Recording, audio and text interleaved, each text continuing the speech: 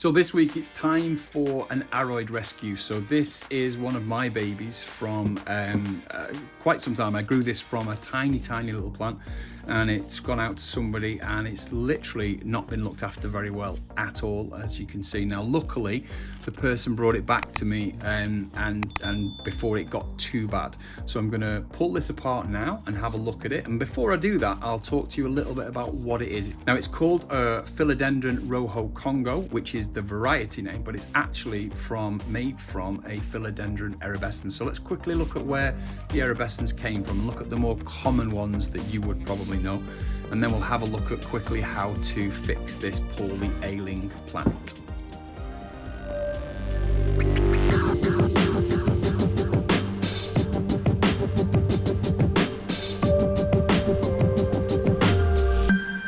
So first of all, and the erubescens, or the Philodendron erubescens, it's an aroid, so it's in the Araceae family. It is a philodendron, so it's a very common plant. And the erubescens really was found by, or described by, Carl Koch. I don't quite know how to pronounce it, C-O-C-H. So he was a German botanist. He was born in June 1809, and he basically, he was well known for most of his findings in Turkey. So the native range is Colombia for this plant, and he described it in 1854 or 55. There's the type specimen is held at Kew, as always. So as I say, it's a very common Colombian plant, and that's well over 100 years ago.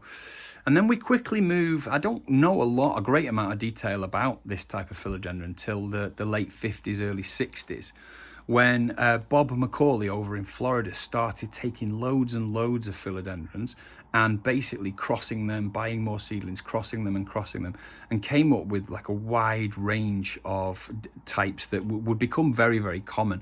And the common ones that you might know today that are made from this original plant would be black cardinal, would be philodendron white princess, there would be the philodendron white knight, the white wizard, there would be the ubiquitous pink princess, which is now worth nothing. It used to be worth hundreds of pounds for some reason. And the dark lord, which is a very popular one, made popular by some YouTubers. So they are all philodendron erubescens.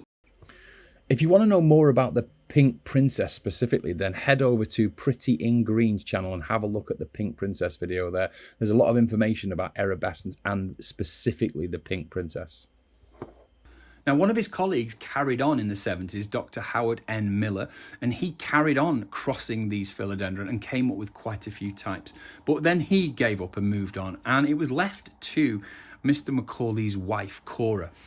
Now, Cora carried on the work and eventually came up with a philodendron called Macaulay's Finale, which is a very well-known philodendron, and it's not one we're talking about today. Now, along the way, there was quite a few different types, and different plant enthusiasts were trying them. One was called the Red Imperial. So the Rojo Congo came from a mix of a couple of different philodendron. One of them was a Red Imperial. So I'll read you out exactly what the patent says. So the new philodendron was discovered and selected by the inventor in 1996 as a seedling with a progeny of a cross made up in 1995 in a controlled environment in Alpha in Florida. The female was a philodendron cultivar called Imperial Red, disclosed in US patent number 6337.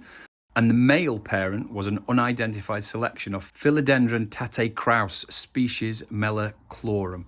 So that one's not patented. So the Rojo Congo is just a mix of all of these lineages somewhere down the line. Now, a lot of them, we've talked about things like the White Princess, and we've talked about the White Knight and the White Wizard. A lot of their lineages aren't known. We don't know where the Pink Princess actually came from. If you look at all the patents, we can't find where a lot of them came from. There were just so many being made in the 70s and 80s that the lineages were lost. But what we've got is one that's got a patent applied to it. Now, the patent has lapsed, so that means that, you know, people can sell it as a Rojo Congo. They can basically, you know, propagate it and look after it. And it's super common. It's in tissue culture. Everybody's got it now, and I absolutely love it. I love it much more than things like the Pink Princess, which became so popular. So this is close to the original Philodendron erubescens. It's just that it's got this rich dark green leaf with a nice deep red stem, and I find it probably the healthiest of all of that range. So let's take a look at what's wrong with it, and then we can sort of like start fixing the problem, diagnose it, and then fix it.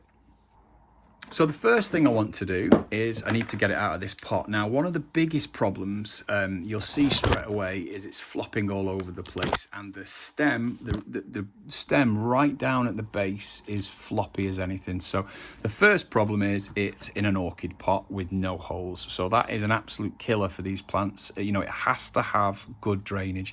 So the fact that it's survived this long, I think this was probably just a temporary pot that it's just been left in. So the roots are in a terrible condition. So the first thing we've got to do is try and get it out of here. Luckily, it's very solid. So one of the big tests is just to see.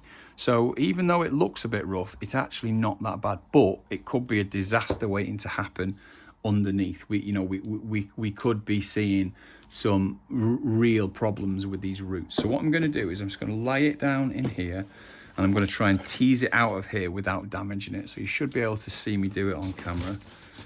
It's dry as a bone now, but my gut feeling is that over time this has been filled with water. So people thinking it's dry, and then it's ended up getting root rot at the bottom. So if we do get it out and it doesn't come out too badly damaged, then we should be able to see what's been going on. So I'm just going to keep tipping out this. This is leca mixed in.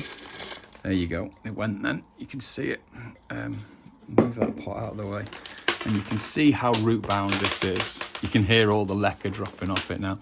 Now there is some of my original microfiber mesh, which I always put in. So keep teasing it away.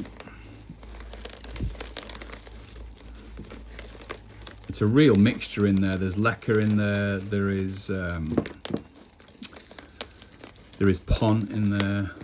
I think there might even be a bit of soil. Now this is, as I was saying, this is the little bit of microfiber that I always put in the bottom there. There seems to be a lot in this. I don't remember putting a whole one of these in here, or with the pot that it was in. So this has obviously just been thrown together. So we'll keep that one because we'll probably use that again. And we'll remove that one. And then what we're left with, you should be able to see it in one of these two cameras, is it doesn't actually smell like it's rotted, which is good, which means we think we've probably caught it in time. So I'm going to keep pulling it out until I can see what we've got. And it seems like there's no rot down here. So I think we're going to be okay. It's very dry at the top. So all we need to do basically is take this, and I'll remove this soil for a moment.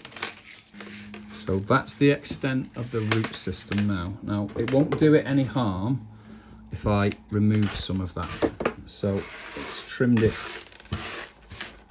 it right down now, and taken away all the garbage.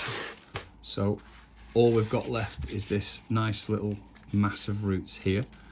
But what we do need to do is, because it's not seating well in the pot, we're going to have to help it seat a little bit better. So we're going to have to get it further down into the pot.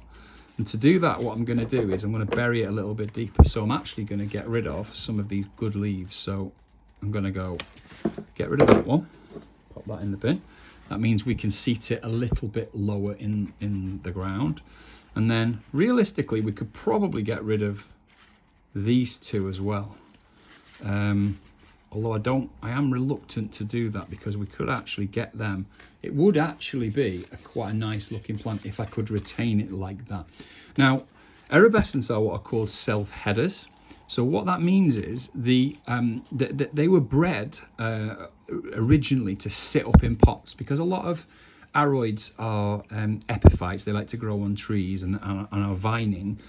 Philodendron erubescens is much less of that. So it will do that. It will go up a tree. It will go up like a monstera, stuff like that. But the internodes here are super short, so the space between each node is short. Then the next leaf comes, then the next leaf comes, and the next leaf comes, and that gives you a nicely bound clump of, and it makes a good pot plant, which is one of the reasons that arabescens became such a popular plant to breed from. So what we're going to do is we're going to try and emulate that now and keep this root mass. So what I'm going to do is just take a pot, and I'm going to feed in the microfiber mesh, the microfiber cloth that we had already. There's no point in not using it. And we'll pull that completely through the bottom, like so.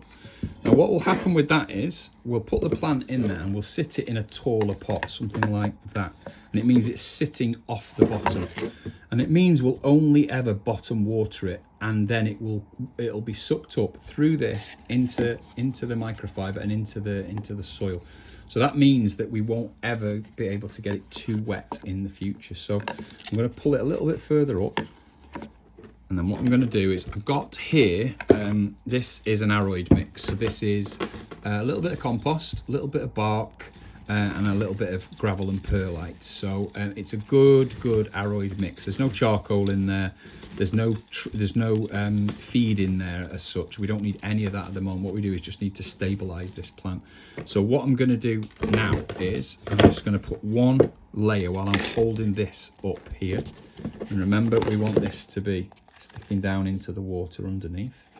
So we've got one layer in, and now I'm going to spread out the roots as much as I can, like so. And I'm going to get another layer on top of that there. So this is a really light mix, because there's so much orchid bark in there. This should keep it in the way that it likes. So I'm going to tamp it down at the bottom. You can see there it's seated a lot lower than it was in the other plant. Now we'll just do the final load in. Just get the last little bit in. Make sure it's quite firm in there.